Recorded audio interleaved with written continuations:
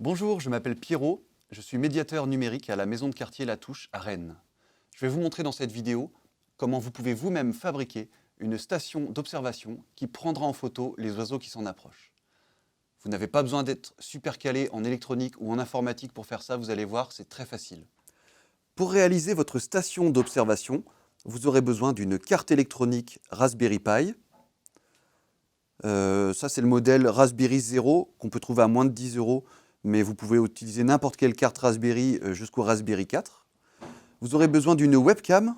On peut choisir la webcam officielle Raspberry qui se branche dans le connecteur dédié, ou alors n'importe quelle webcam que vous récupérerez. Et vous aurez besoin également d'une carte micro SD sur laquelle on va installer le système Motion iOS.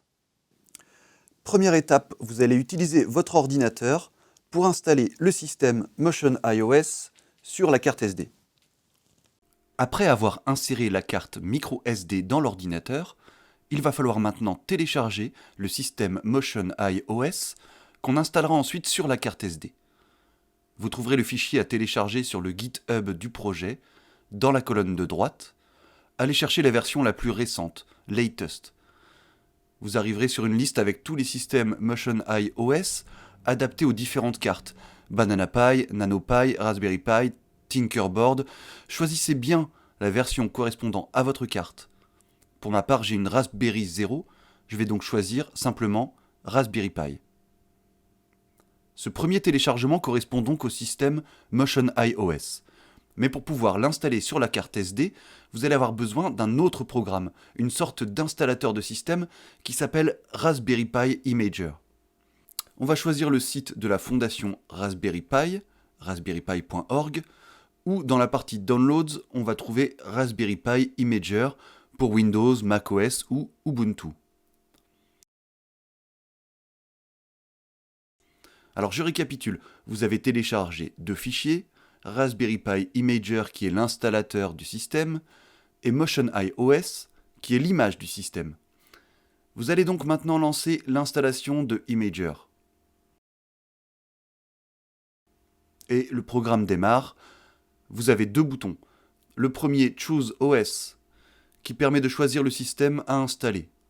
On ne va pas choisir les systèmes disponibles par défaut, mais on va cliquer tout en bas sur Use Custom, pour aller ensuite sélectionner le fichier Motion iOS qu'on a téléchargé tout à l'heure.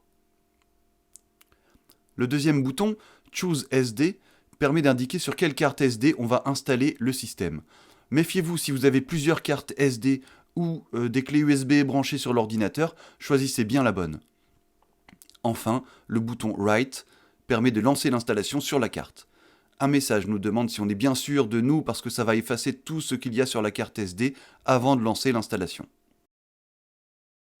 Maintenant que votre Raspberry et sa webcam sont placés dehors, toute la configuration va se faire depuis votre ordinateur ou votre smartphone ou votre tablette, à condition qu'il soit connecté à votre box internet. Pour ça, il va falloir trouver l'adresse IP du Raspberry Pi. On va faire un scan réseau, ici avec Nmap, mais il y a d'autres logiciels pour ça, comme par exemple Hungry IP Scanner. Alors j'entre la plage IP de ma box pour lancer le scan. Il trouve plusieurs appareils, dont le Raspberry Pi. Je copie son adresse IP et je l'entre dans la barre d'adresse du navigateur. Et... Waouh! Ça y est, je vois directement ma caméra. Alors il nous reste à effectuer quelques réglages, et pour ça, vous allez cliquer sur le petit bonhomme et indiquer l'identifiant par défaut, admin, et pas de mot de passe du tout, et cliquez sur login. Ensuite, cliquez sur l'icône en haut à gauche pour ouvrir le menu. Vous avez maintenant accès à toutes les options. Pour des raisons de sécurité, une des premières choses à faire est de changer l'identifiant et de mettre un mot de passe. Alors je ne vais pas le faire pour cette démo, mais faites-le. On vous laissera découvrir et vous amuser à changer les réglages de luminosité, de contraste, etc. en fonction de l'endroit où vous allez placer la caméra. Ce qui nous intéresse surtout maintenant, c'est d'activer la reconnaissance de mouvement pour déclencher la prise de photo. Pour commencer, activez l'option Still Images pour que les images soient enregistrées. Le mode de capture que vous allez choisir, c'est Motion Triggered, ce qui va enregistrer plusieurs photos à chaque fois qu'un événement est détecté.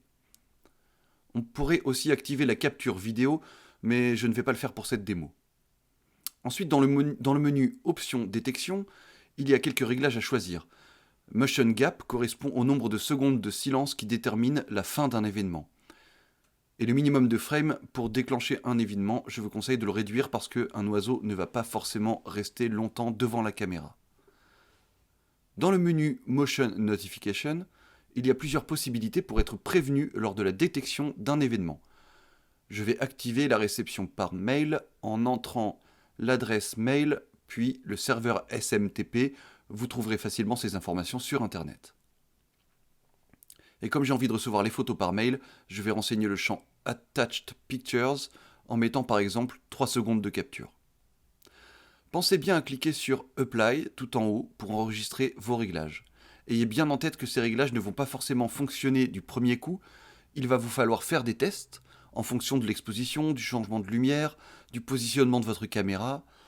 En gros, si vous constatez que la caméra se déclenche alors qu'il n'y a rien, ou au contraire si vous n'avez pas de photo alors qu'il se passe des choses devant la caméra, vous devrez modifier ces réglages.